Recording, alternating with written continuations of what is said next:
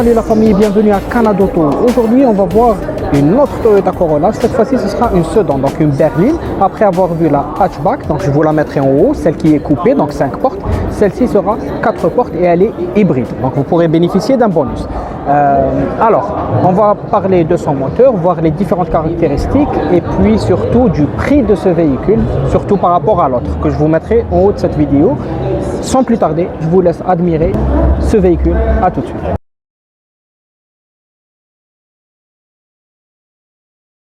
On remarque la belle couleur de cette Toyota Corolla qui se marie très bien avec le noir. Donc il y a des rajouts en noir.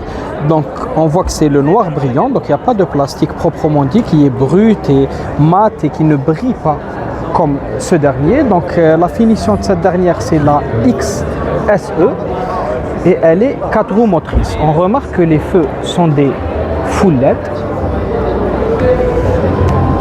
On a donc du piano black entre le feu droit et celui de la gauche, et cette petite touche en bleu nous montre que le véhicule est finalement hybride.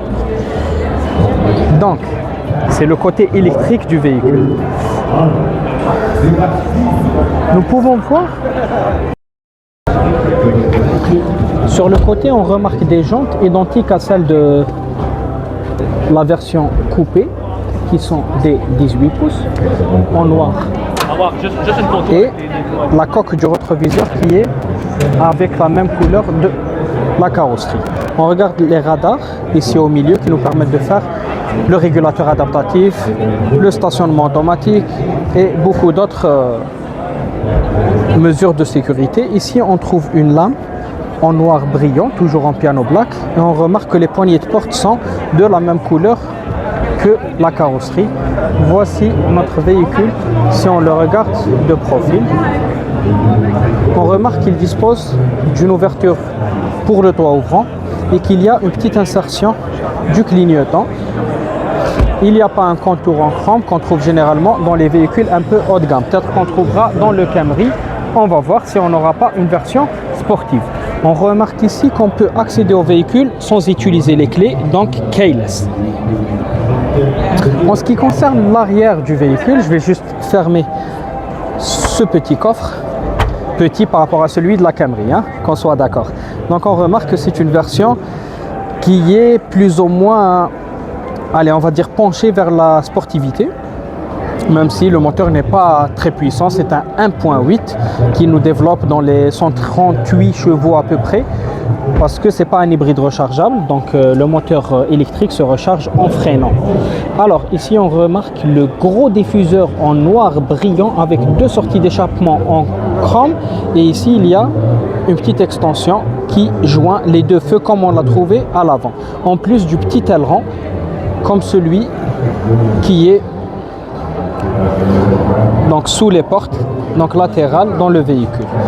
On remarque qu'il y a la caméra mais pas de détecteur d'obstacles. On retrouve ici les cataphotes sous forme de sortie d'air qui donnent un peu plus de volume au pare-choc et un peu plus d'allure au véhicule. L'intérieur du véhicule. À l'arrière, on retrouve des sièges en cuir avec des petites surpiqûres en rouge.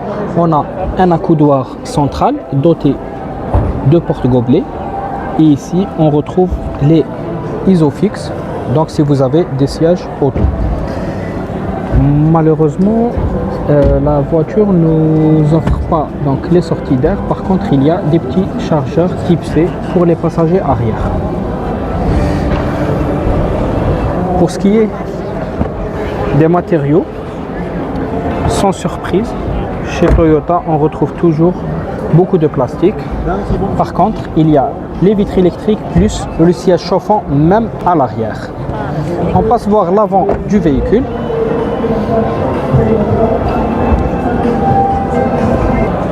Juste avant, donc on voit que le véhicule il est 4 roues motrices. Pour ce qui est de l'avant, donc un peu de cuir, surpiqûre en rouge, du piano black avec de l'aluminium. Ici la poignée qui est, on va dire, un peu penchée vers le chrome, mais pas tout à fait.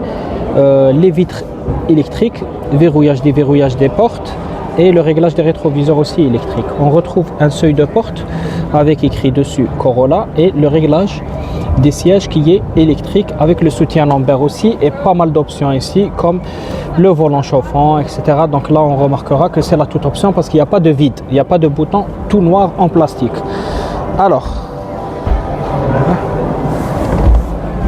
en accédant au véhicule, qu'est-ce qu'on remarque? On a le cockpit virtuel, le volant qui est gainé de cuir avec des surpiqûres en noir cette fois-ci. On retrouve des boutons qui nous permettent de contrôler et le volume, et le Bluetooth, et le régulateur, limitateur de vitesse, etc. La trajectoire pour ne pas dépasser grâce au radar que je vous ai tout à l'heure montré qui était un peu caché ici.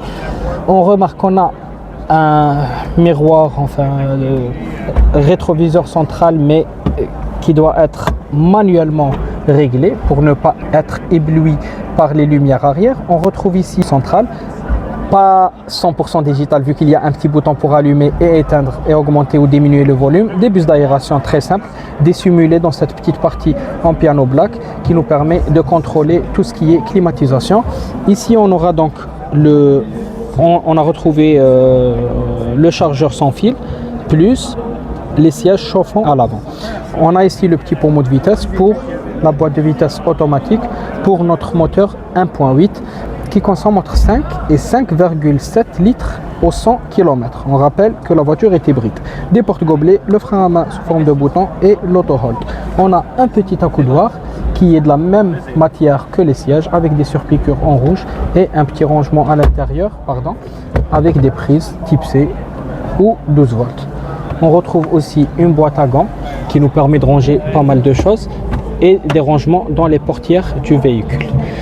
En ce qui concerne le tableau de bord, donc on retrouve beaucoup de plastique, surpiqûre pour donner l'impression que c'est du cuir. On retrouve ici une séparation entre les deux avec du chrome et du piano black. Voilà en ce qui concerne les options de ce véhicule, sans oublier le petit bouton qui nous permet de démarrer le véhicule sans utiliser les clés, donc keyless. Et on a pratiquement fait le tour, il ne reste plus qu'à parler de la lumière, des portes-soleil, pare-soleil, doté aussi de luminosité et du toit ouvrant de notre véhicule qui est petit, mais au moins il en dispose.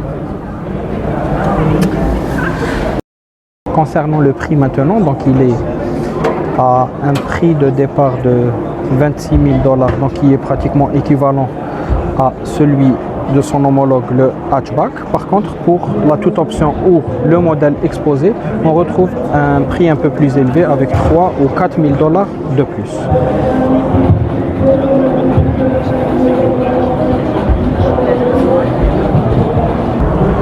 Pour ce qui est du coffre, donc on remarque qu'on a une bonne surface et qu'on peut aussi rabattre les sièges pour obtenir un peu plus de volume dans le coffre. C'est toujours important dans les sedans de noter ce point. Voilà, j'espère que le véhicule et la vidéo vous ont plu. Si c'est le cas, n'oubliez pas de vous abonner pour ne rien rater de ce qui va suivre chez Toyota et chez les autres marques. C'était tout pour moi, c'était Lotfi et Da Sedan.